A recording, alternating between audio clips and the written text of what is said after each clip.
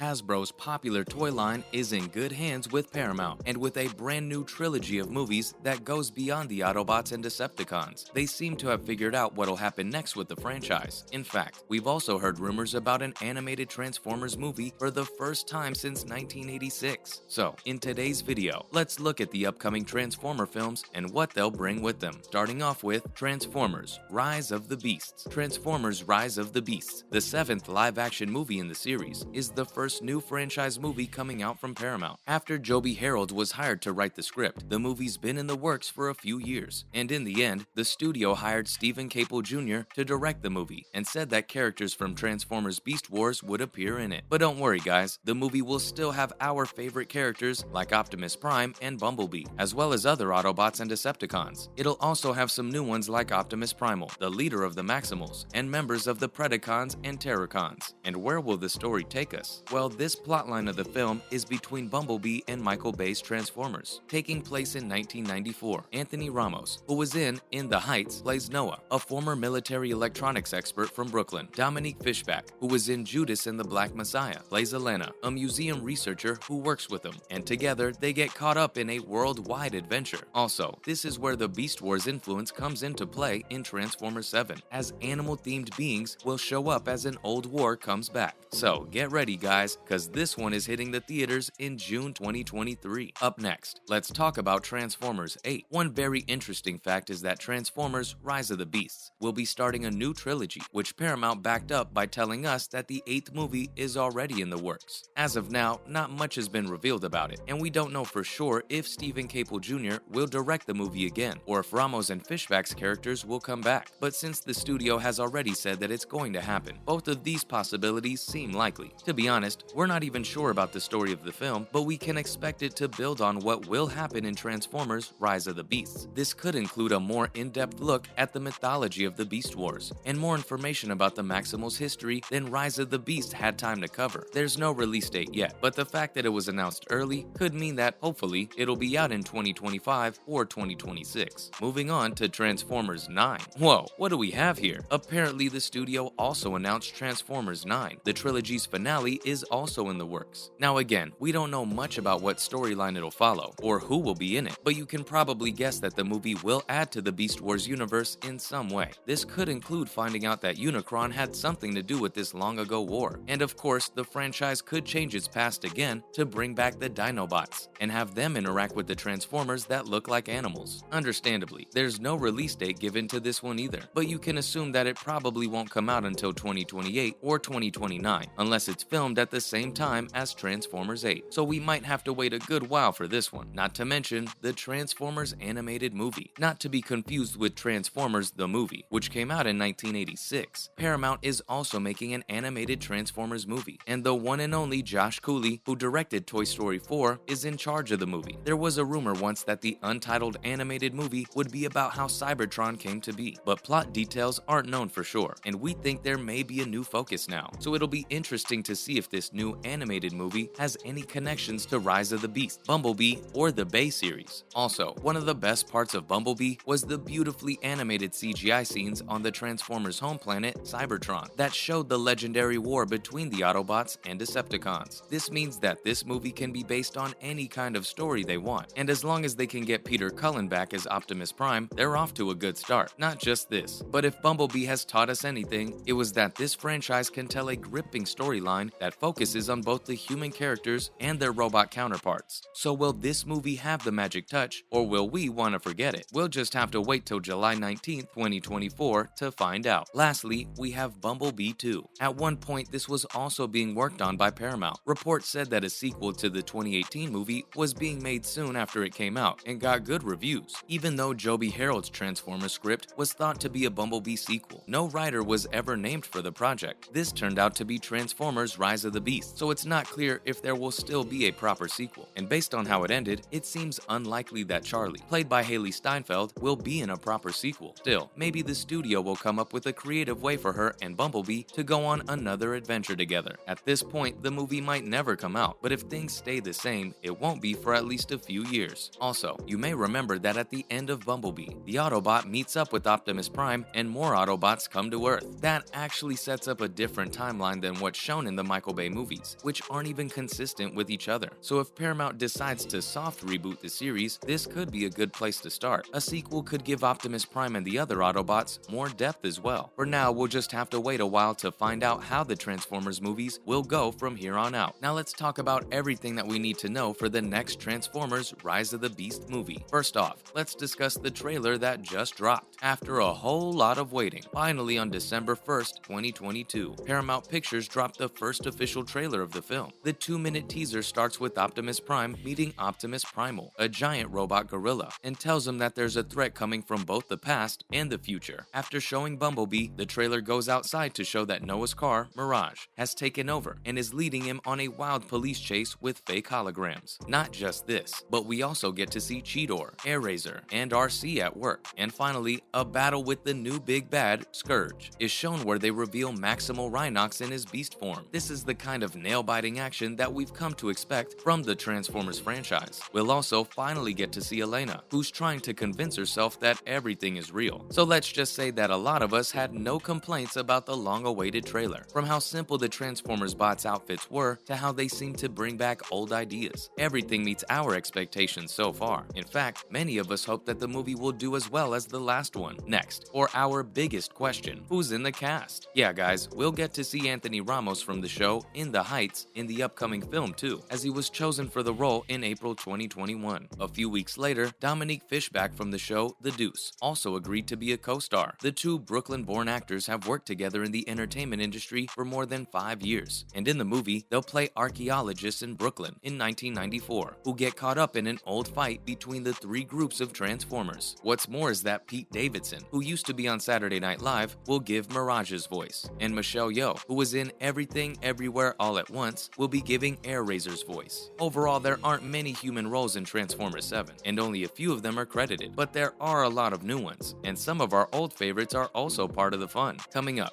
is Transformers 7 connected to the Michael Bay films? With so many new things in Transformers 7, it's hard to see how it fits in with Michael Bay's other 5 movies. Rise of the Beast will build on the continuity of Bumblebee, but his Transformers movies are still considered canon. Since the new movie takes place more than 10 years before Bay's first Transformers movie, it should be able to avoid tying itself directly to the ones that came earlier. Other than that, Bumblebee also changed some of the mythology he created, so Transformers 7 could change even more about the movies made by Michael. And finally, let's see what Anthony Ramos has said about joining the Transformers franchise. Ramos told the host of The Breakfast Club that he was excited to be in the same group as Shia LaBeouf and Mark Wahlberg. They decided to give the Latino a shot, he said, adding proudly that he does most of his stunt work. He told us that he's been learning how to drive with a stick shift, and he's been trying to do as many of his tricks as he can. But there was a problem with that plan right away. Ramos, who grew up in New York City, didn't have a driver's license when they started making the movie, and on the Spout podcast, he revealed that his director needed him to drive the car, so he had about 2 weeks to try to schedule and pass a road test. But what matters is that he was able to get the work done. And on that note, that's a wrap for this video. What did you think about all these latest upcoming Transformer films? Which one are you most excited for? Let us know in the comments below. Make sure to give this video a thumbs up and subscribe to the channel for more videos like this. Thanks for watching, and we'll see you in the next one.